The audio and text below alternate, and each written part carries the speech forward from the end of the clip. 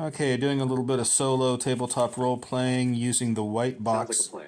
Go ahead and once you're rolling, let me know how it's going or if anything needs tweaking. We've got this. Okay, chat. One thing though, don't speak again until I tell you to. Okay.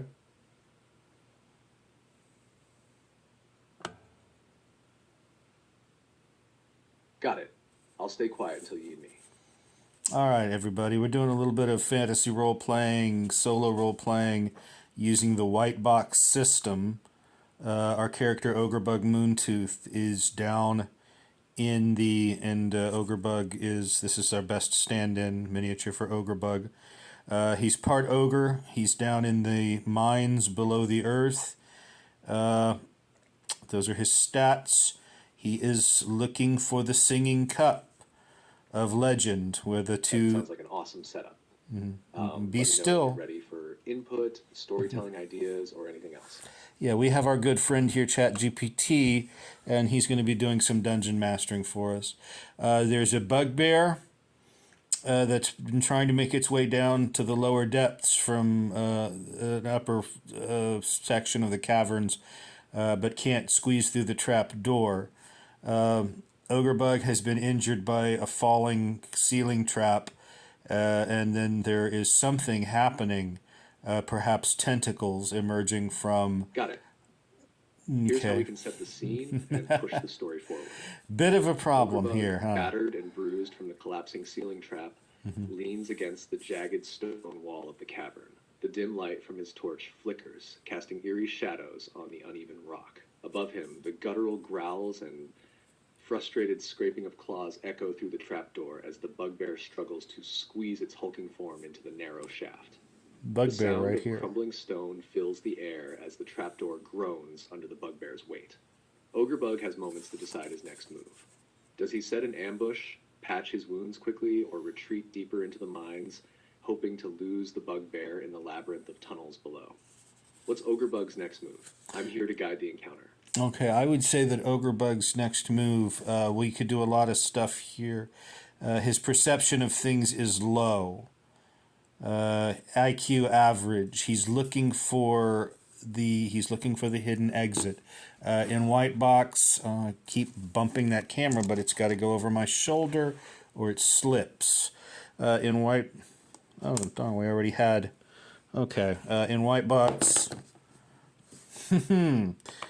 a roll of 4 does not indicate that he can find any If hidden. Ogrebug is searching for the hidden exit and his perception isn't the greatest, this can become an intense moment of trial and luck. Using Whitebox rules, we can set a difficulty or roll for success to see if he can locate the hidden exit before the bugbear breaks through. Here's the scene. As Ogrebug scans the cavern walls, his torchlight flickers across jagged stones and shadows that seem to shift with every breath. His ogre blood gives him brute strength, but not much in the way of keen observation. The bugbear above lets out a frustrated roar, its claws scraping the edges of the trapdoor. Time is running out. Do you roll for Ogrebug's perception to find the hidden exit, or would you like me to add some narrative flair to move things along? Okay, well, if we rolled against his perception, where's the d20? If we rolled against his perception, that would be 15 or above, I believe, on a spectrum roll. Let's just roll a d6 to see if he can find a hidden door. And he does find a hidden door. Great call. A d6 roll keeps it simple. Let's say Ogrebug finds the hidden exit on a roll of 4, 5, or 6, with 1 to 3 meaning he's still searching while the bugbear's frustration grows. Okay, well, he's found it, though. Roll the d6. I can roll for you if you'd like, or feel free to let me know the result and I'll narrate what happens next. Okay, well, he's already rolled. He's found a hidden exit. It's just, where is that hidden exit at? We could either roll a d8, or you could just tell me where the hidden exit is. Let's just go ahead and roll the d8. The hidden exit is north. It is right behind him. There's the door. Right up. Right up around Perfect. here. North it is. As Ogrebug's torchlight flickers across the cavern wall, he notices something unusual. Scratches along the rock that don't match the natural stone formations. Turning around, he sees it, a hidden exit camouflaged as part of the cavern wall, just north of where he stands. The faint outline of a stone door is barely visible, and a small lever coated in dust juts out from the side. The bugbear's growls intensify, and the trapdoor creaks ominously under its weight. Ogrebug has seconds to act. Does he yank the lever and rush through, or prepare for a potential ambush on the other side? Okay, I'm not sure what you mean by the lever. The door has a lever on it?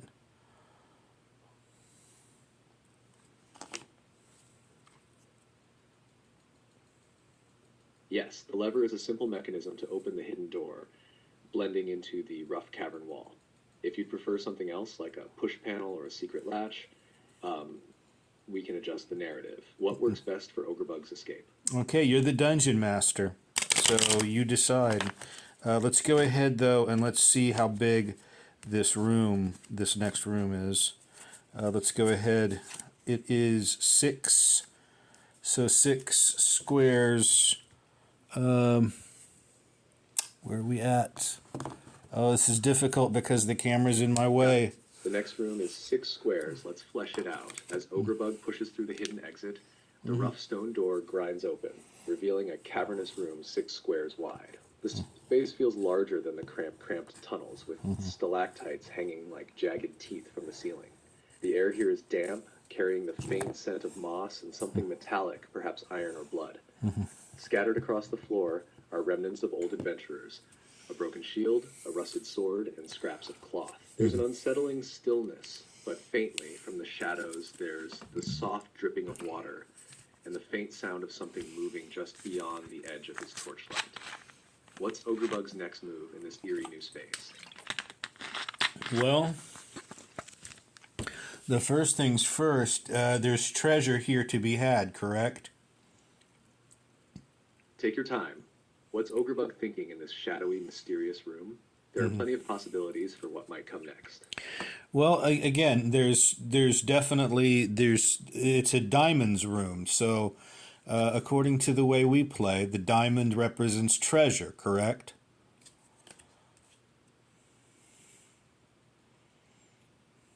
Ah, a diamond-shaped room representing treasure. No. See, See, in the you're center of the room, illuminated faintly by Ogrebug's torchlight, lies a small stone pedestal.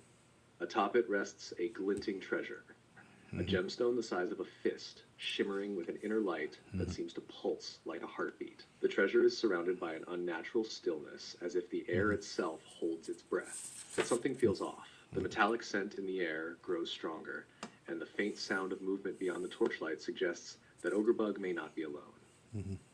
Does he approach the treasure cautiously, inspect the room further, or prepare for potential danger? Well, first he's going to have to do something about his wounds because he got hit by this trap, this falling ceiling trap, so he's bleeding. And he's lost some hit points. So he's going to have to take I think he's going to have to take a rest. Is there any way he can barricade himself? Absolutely. Ogrebug needs to take care of those wounds before anything else. Here's how the scene could unfold. Ogrebug leans heavily against the cavern wall, his breathing labored. The jagged rocks from the trap left deep gashes on his arms and shoulders, and blood trickles down, pooling at his feet. The torchlight flickers, casting his shadow across the room as he digs through his pack for supplies. If he has healing items like a potion, a bandage, or even some improvised cloth from his pack, he can stabilize himself. Otherwise, he might need to rely on his ogre resilience to press on. What does Ogrebug do to tend to his wounds? Would you like to roll for success, or let him stabilize through roleplay? Well, the glowing vial he has, I've already decided, is probably orc piss. Take your time. What's Ogrebug's plan for dealing with his injuries? He's Whether got it's a roll, a resourceful action, or a bit of ogre toughness, we'll make it work. just ogre toughness, I guess, but he's lost some hit points, certainly. I don't think we decided, and really, he's got 3 hit points left. So Got it. Ogrebug's relying on sheer resilience to push through. Blood seeps from his wounds, but Ogrebug grits his teeth, letting out a low growl as he presses a rough cloth against the worst of the gashes. The pain sharpens his focus, and while he's still weakened, his ogre blood keeps him standing. He's down some hit points, but the fight isn't out of him yet. Okay, so With his he. wounds partially stemmed, Ogrebug now faces the glowing treasure at the center of the room and the unsettling sounds in the shadows. Does he risk approaching the pedestal, or does he prepare for what might be lurking nearby? He approaches the pedestal, but what he was really looking for, what he's heard rumors about, is the singing cup. The singing cup has the souls of the green children in it. And that's what's down there below, and that's what the undead. As Ogrebug steps closer to the pedestal, the flickering light of his torch catches the treasure's glow more vividly. The gemstone resting atop the pedestal isn't just any treasure, it's the fabled singing cup, a legendary artifact said to carry the voices of the mysterious green children, their melodies imbued with ancient, otherworldly power. The cup is made of a translucent emerald green material, its surface etched with swirling, intricate patterns that seem to shimmer and shift in the dim light. As Ogrebug draws near, a faint, haunting melody begins to echo softly in the cavern, as if the cup itself is alive with the whispers of lost souls. But as his hand moves toward the artifact, the shadows in the corners of the room begin to stir. The faint sounds of shuffling footsteps and guttural growls grow louder, and the metallic scent in the air sharpens. It seems the singing cup isn't unguarded. What does Ogrebug do? Snatch the cup and prepare for a fight, or try to identify what lurks in the shadows first? Okay, I'm going to go ahead and do an oracle roll. Is there anything in the room that's of danger to him? And it looks like 5 and, excuse me, yes, 5 and 5. We double 5, so yes, there is something of danger to him in the room, and there's one point toward. Sorry, I'm having issues right now. Could not understand what you said. Ogrebug's entered the room. He's found the singing cup. So this part of the adventure may be at an end, coming to an end, but there's something dangerous to him in the room. So what it could be that dangerous thing? Because the cup is guarded by Shadowmance, the Lich, the undead. So there's undead all Ogrebug around. reaches for the singing cup. The faint melody intensifies, filling the chamber with an eerie harmony. The danger in the room becomes clearer. Etched into the floor around the pedestal is a circular pattern, ancient runes glowing faintly as if activated by his presence. These symbols aren't just decoration, they're a summoning ward. From the shadows of the room, the sound of scraping stone echoes ominously. Emerging into the flickering torchlight is a stone guardian, a hulking construct with jagged limbs and glowing emerald eyes that match the cup's hue. Okay. Its body is hewn from the very rock of the cavern, and its movements are slow but deliberate, each step reverberating through the chamber. The singing cup isn't unprotected. This ancient sentinel was placed here to guard it, and now Ogrebug's intentions have triggered its defensive instincts. The guardian raises one massive arm, its hand crackling with magical energy as it issues a deep, resonating growl like grinding boulders. The cup's melody twists into a discordant warning as if urging Ogrebug to tread carefully. Does Ogrebug stand his ground to face the guardian, attempt to reason with the artifact's magic, or make a strategic retreat to regroup? Oh man, does he have a choice? I mean, if he's there in this room is not big. It's only 6 spaces. If each space is, it's only about 30 foot in diameter. So, does this thing attack? Let's go ahead and do an oracle roll. It doesn't attack at first, so it seems to be hovering around. Does he grab the cup and try to go? Can he do that based on? I mean, is he? Let's go ahead. Can he do that based on his dexterity? Is and to get back out the door from when he came, from whence he came. His dexterity is 15. Ogrebug is in a tight spot with limited space to maneuver, but the stone guardian isn't attacking immediately. It's observing, maybe assessing his intent. If Ogrebug decides to grab the singing cup, it might trigger the guardian into action, but it also might not, depending on how the artifact responds to him. Here's how it could play out. Option 1, Ogrebug carefully reaches for the cup, relying on his instincts to gauge whether the guardian will strike. If the artifact resonates with him, it might shield him from harm or even subdue the guardian. Option 2, he tries to communicate or interact with the runes, hoping to understand their purpose and perhaps deactivate the guardian. Option 3, He tests the Guardian's reaction by stepping back or making a non-threatening gesture, gauging whether it's truly hostile or merely a deterrent. If we want to leave this to fate, we could roll an Oracle. Making a 1-3, the Guardian allows him to take the cup but prepares to pursue. 4-6, the Guardian attacks as soon as he grabs the artifact. What feels right, or should we roll and let the dice decide? I'm going to roll against his dexterity to see if he can just grab the cup and get out the door. But grabbing the cup may have consequences too. But let's go ahead. It looks like 14 plus 1, 15. He just manages it. He just manages to grab the cup, and he just manages to get back into the next room. Does the Guardian follow him?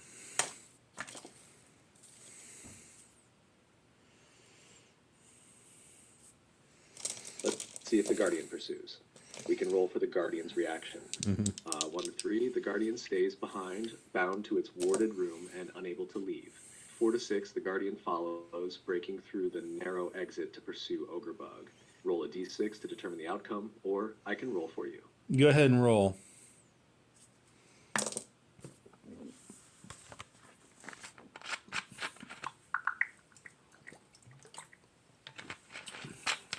It seems the dice roll reset. Let me try that again for you. The Guardian stays behind, bound to its warded room. It does not pursue Ogrebug, but its glowing emerald eyes remain locked on him until the last moment as he escapes into the next room with the singing cup in hand. Ogrebug has managed to seize the artifact and avoid further danger for now. What's his next move?